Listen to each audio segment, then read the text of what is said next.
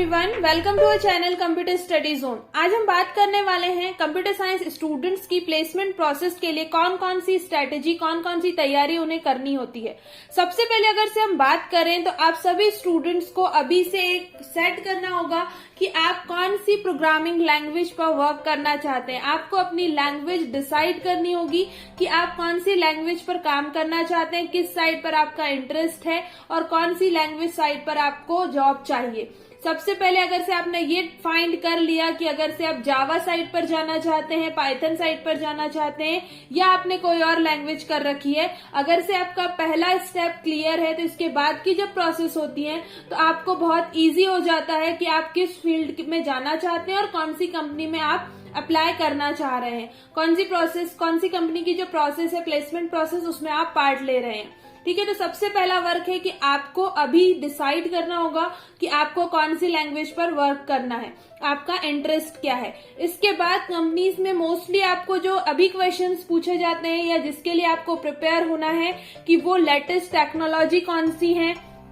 जो अभी ट्रेंड कर रही है। जैसे कि हम बात करें आर्टिफिशियल इंटेलिजेंस के बारे में आपसे पूछा जाएगा, मशीन लर्निंग के बारे में पूछा जाएगा, बिग डेटा, क्रिप्टो, ये लेटेस्ट टेक्नोलॉजी है जिसके बारे में आपको अवेयर होना और इससे रिलेटेड क्वेश्चन प्रिपेयर करके आपको जाना होगा। तो आपने लैंग्वेज जो कर रखी है उससे रिलेटेड ये टेक्नोलॉजी आप कैसे वर्क कर सकते हैं, आपको इस पे काम करना जरूरी है।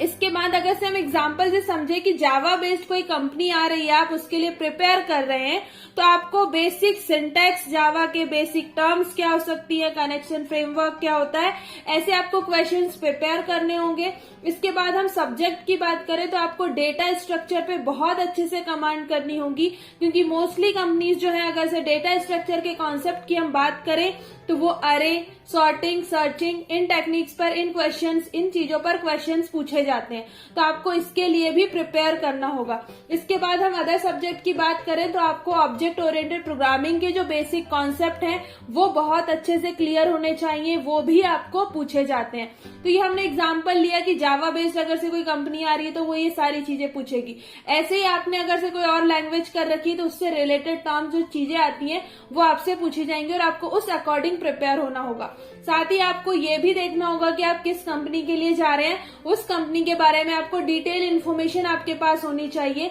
कि कंपनी किस टेक्नोलॉजी पे काम करती है, वो क्या चाह रही है, किस टाइप के प्रोजेक्ट पे काम करती है। आपको पूरा एक रिसर्च अपने साइड से करके पूरी चीजें कंप्लीट करके रेडी रखनी होगी, जिससे आपको जब आगे की प्रोसेस होती है उसमें आपको इजी रहेगा। इसके बाद जो इम्पोर्टेंट चीज आती है, जो आपको इंटरव्यू टाइम पे शायद पूछा जाता है